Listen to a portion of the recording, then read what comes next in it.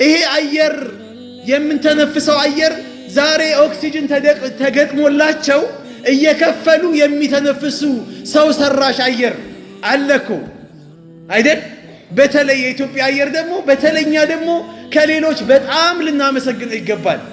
ሐታ ሳውዲ ብትሄዱ አየሩ ቴክኖሎጂ ነው፣ ሰው ሰራሽ ነው፣ ሙከየፍ ነው። የትም ቦታ ብትሄድ ያለ ሙከየፍ ሳይከፈት ሙከየፉ መቀመጥ አትችልም። 5 ደቂቃ አትቀመጥም። ይዘጋል፣ ይከፈታል። እንደ ኢትዮጵያ አየር የትም የለም። እዚህ አብዛኛ ሰው አናቅም እንጂ ከአረብ ሀገር ከአውሮፓ እዚህ መጥተው ይፈልሳሉ። አሳልፈው ጊዜ ብዙ ጊዜ ይሄዳሉ እቺን አየር ፈልገው። ሌላ ደግሞ ስዊድን ብትሄዱ ሌላም ቦታ ሀገር ወደ አውሮፓ ብትሄዱ ደግሞ ብርዱ ወላሂ አንድ ወንድሜ ሲናገር ምን አለኝ፣ እንዴት ነው ብርዱ እያወራን እንዴት ነው ብርዱ ለዋለሁ። ሙሉ ተሸፋፍኗል። እዚህ ኢትዮጵያ ላይ በቲሸርት ይሞቀው ነበረ። ሙሉ ተሸፋፍኖ አይኑ ብቻ ነው የሚታየው። እንዴት ነው ለዋለሁ።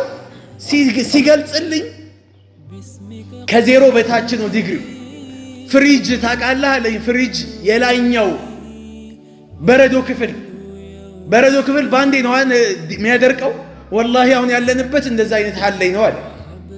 ኢትዮጵያ ውስጥ እንደዛ አይነት አየር አለ መጥቶ ያውቃል? የፈለገ ብርድ ቢሆን የለም። አልሐምዱሊላህ ልንለው ይገባል።